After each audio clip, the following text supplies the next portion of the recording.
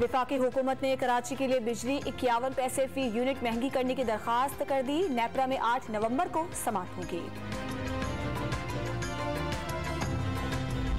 वज़ीर-ए-आज़म शहबाज शरीफ का चीनी सदर के साथ दो तरफा ताल्लुकात को फरोग देने पर गुफ्तगू। सी-पैक समेत कसीरुल जहती ताउन बढ़ाने पर इत्तेफाक। वज़ीर-ए-आज़म चीनी हममनसब और पाकिस्तानी ताजरों से भी मुलाकात करेंगे।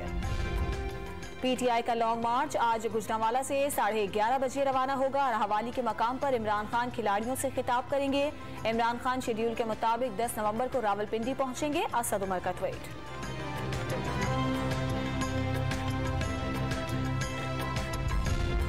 मरियम नवाज ने इमरान खान को सियासी दहशतगर्द करार दे दिया। खूनी इनकलाब की बातें करने वाले का जमहूरियत से क्या ताल्लुक? लीगी रहनुमा का सवाल। वजीर दाखिला का एक बार फिर इमरान खान पर बंदूकें और बंदे तैयार करने का इल्जाम। कराची में बल्दियाती इलेक्शन होंगे या नहीं, फैसला आज होगा। इलेक्शन कमीशन ने अहम इजलास तलब कर लिया। सिंध हुकूमत ने सिक्योरिटी फराहम करने से एक बार फिर माजरत कर ली। ट्विटर सारिफीन के अकाउंट्स की तस्दीक के लिए माहाना $8 फीस लेने का ऐलान। एलॉन मस्क ने नीला निशान होने का मौजूदा लॉर्ड और प्रेसिडेंट निजाम फजूल करार दे दिया।